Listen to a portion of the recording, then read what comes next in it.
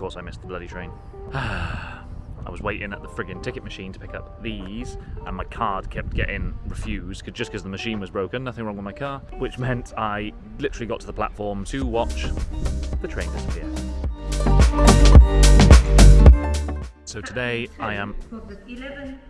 thanks. So today I am off to buy a new van. I've had the tiny little van for about 6 months now, and it has been awesome, but with 2 of us and now 2 dogs, it's too small. So we're getting a bigger van, we're going to convert it, it's going to be awesome. I've just got to the train station because I'm actually away at work at the moment. I went to view the van yesterday. Now, to buy it, I'm going to have to get a train to go there, to pick it up, to bring it back to my work location so that my dad or Jazz can come and collect it from there. Hopefully this all pans out. Well, on the plus side, this train station had a lovely little cafe and got myself a nice flat white, so it's not all bad. And it was only 50 minutes until the next train.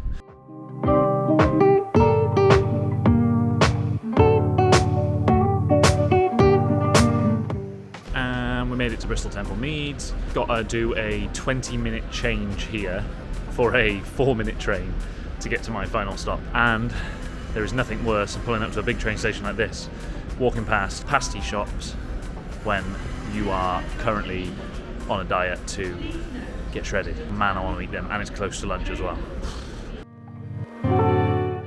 I literally just got attacked by a seagull. Bought this sandwich from the shop behind me, had it in my hand just in front of me, and the friggin' seagull come, whacked it out of my hand and bit my finger. I've got a big cut on my finger. You would not believe it. That little guy right there. Yeah, that's him. Hey, psst. Hey, psst. Shitbag. Alright.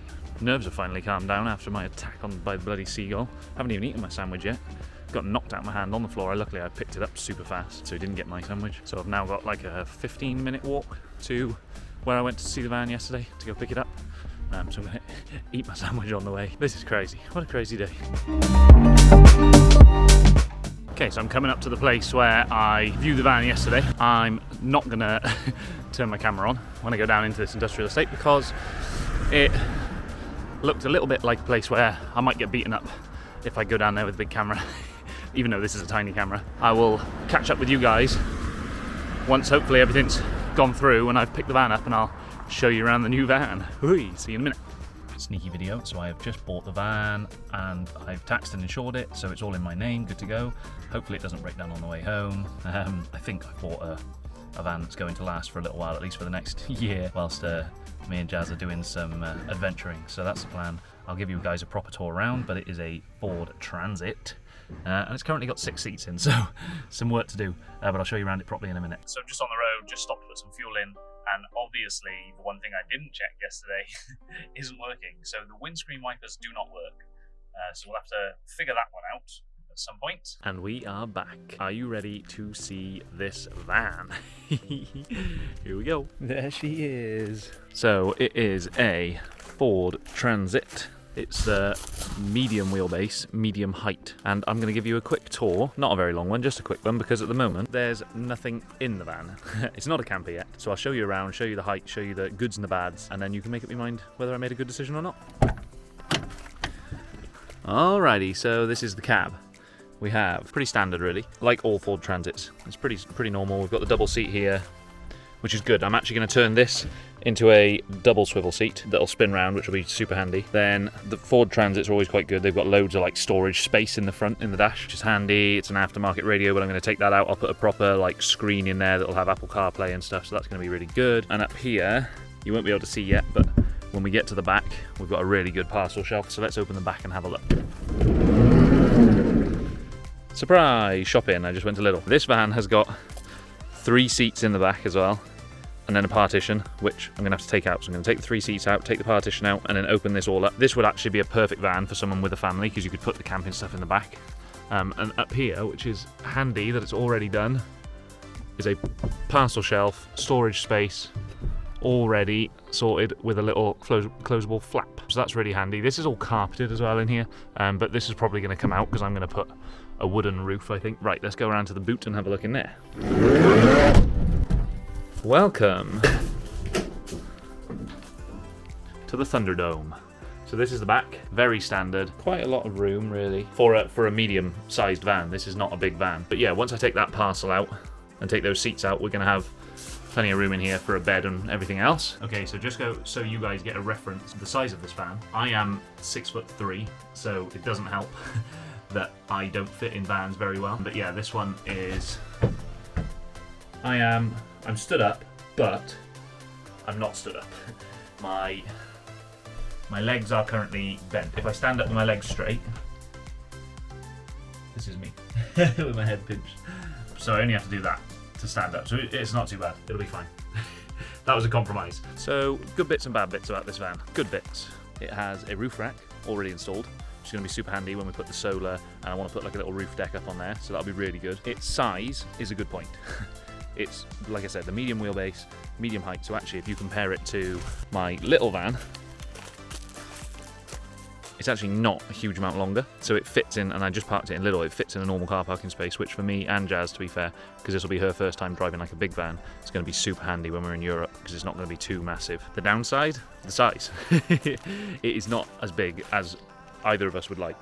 I would like a bigger van so I can stand up, and I would like a longer van so that I can fit everything in, make it into like a proper little house. The only issue with that is, especially like I said, with it being the first van that Jazz is going to drive around properly, is that they are massive, and I've had a massive van before, and they're very awkward, very big, especially when you want to go to like really cool little places and you want to park up, like if you want to park up in a town or city, which is what we'll end up doing quite a lot. This is going to be much less conspicuous, and possibly only going to have this for a year or two before we do out a bigger, better one for bigger, better adventures that we've got planned in the future, when we've got some more money to do it as well, because that is the other pro to this, is that because it's smaller, it's going to cost me a lot less money to build, and that leads me to probably the biggest pro, which was this van did not cost me very much money, £2,300, and I have looked all around it, I did a proper test drive and everything, it seems to drive fine, and there is some rust underneath, all these Ford Transits are known for rust, so we'll have to do some rust busting, but it's nothing too bad, I don't think. Okay, biggest cons.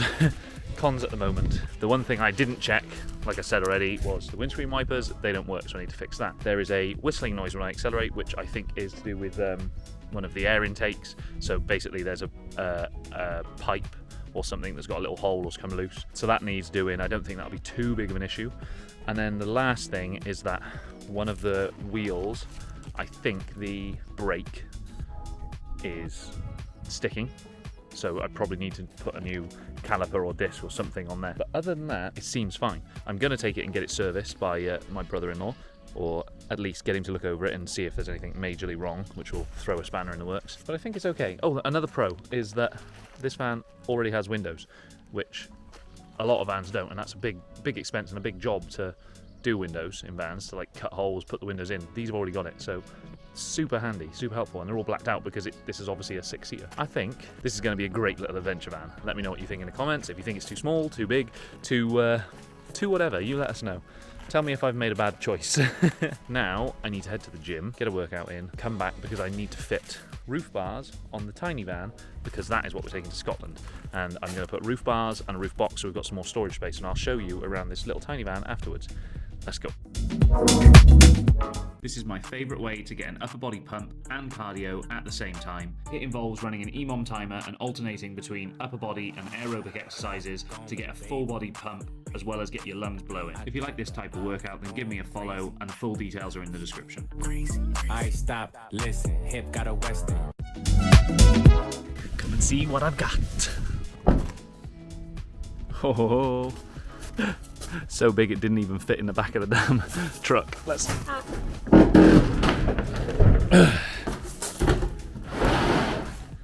Oh yeah, we've got a new roof box that's going to go on here. That is today's plan. I have just finished a night shift. I'm working off 4 hours sleep. I've been to pick up this roof box, and then today I have got to go to the gym, fit this roof box and the roof bars onto the minivan, because that's the one we're taking to Scotland in a week's time, so I need to get it ready, and then I need to edit all of these videos tonight as well. So it's going to be a tired day. I'm going to smash an energy drink, I'm going to go to the gym, and then I'll catch you as soon as I'm back, ready to fit this van out. Let's go.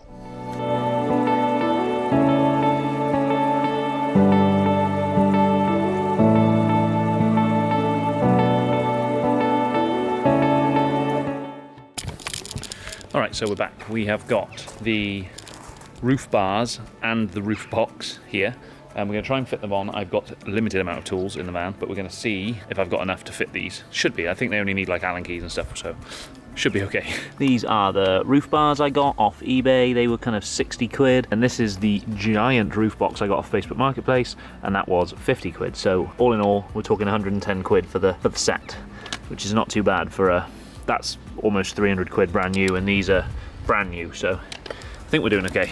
Now, it took me a long time to work out what roof bars I needed to fit these little things. Lots of Googling, and in the end I found these ones. I will put a link in the description for anyone else who has the same type of like fittings. I'll show you where these are on eBay, and they're only, like I said, 65 quid, so good for brand new ones. Super handy little knife on my keys, always. That is one of the most useful things in the world.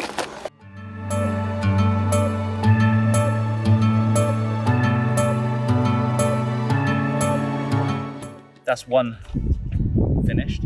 I actually bonded it with the first one, which is why it took so long. There's basically one plate that doesn't have any thread in and one that does have thread in. And you put the one with the thread in at the bottom so it tightens up, but I didn't realise that, I just put two threaded ones on. So yeah, it wasn't tightening up. But now that's fixed, so that's one done. Next one to go. And that's two done. Just my luck, it has not rained in about 3 weeks, and I feel like it's just starting to spit, and I guarantee you it's going to rain just before I get to put all this on. Very annoying. Funny, isn't it, how once you work out how to do something, it all of a sudden becomes 10 times easier. Putting the first one on was a mission, and then I put the last 3 on in probably the same time that it took me to do half of the first one. The instructions are not very good, by the way. Not that I'm just being an idiot man and trying to kind of brute force it. The instructions just weren't very good. Right, that's that done. Now let's try and get them on the roof.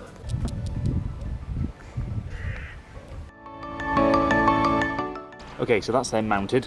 I just need to tighten them up, and of course it's starting to rain, so I'm going to turn you off for a minute and I'm going to try and get these on. Okay, and that is 2 roof bars on. Have a look. So they're actually really simple to fit, to be fair. You've just got to hook the little hooks on, pull them tight so that this one and that one over there both pull tight. Then you do up the Allen keys under here, and then once those are done up tight, you do up one Allen key here, and that just cinches it all together. So actually really simple. And then look, super solid. Now my job is to try and get that great big thing up on there. Here we go.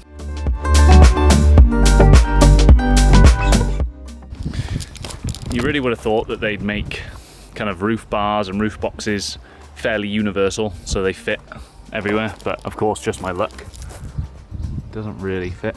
So the front bar is on in the gap, so you can see the little gap, and the back bar is just not quite in the gap. So I'm going to take a minute and try and puzzle this one out. All right, so I've puzzled it together. I'm going to have to move the roof bars. Very annoying. If I move the box like as far forward as I can, this front one goes, and if I put the bars here, they will also fit in this gap here. So I need to move that one here. Probably should have measured that before.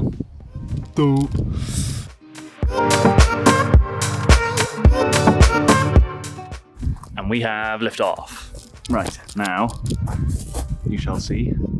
We have 1 in the hole, 2 in the hole. Now I need to just work out the clamps and we're all good. Okay, so that was super tight, but with a little bit of forcing, I've managed to get them in. So I'll be able to tighten them up now.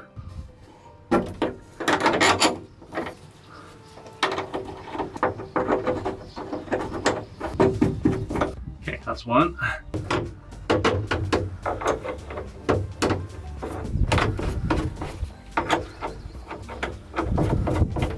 Whew. All right, and that is 1 roof box complete. Have a look.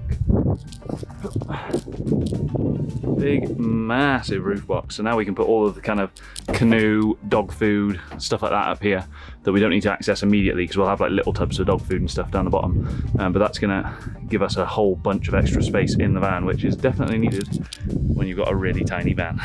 So I think that's it for today's episode. If you enjoyed it, give us a subscribe, a like, because it makes a massive difference, and we're new on this channel. So please and thank you. See you next time.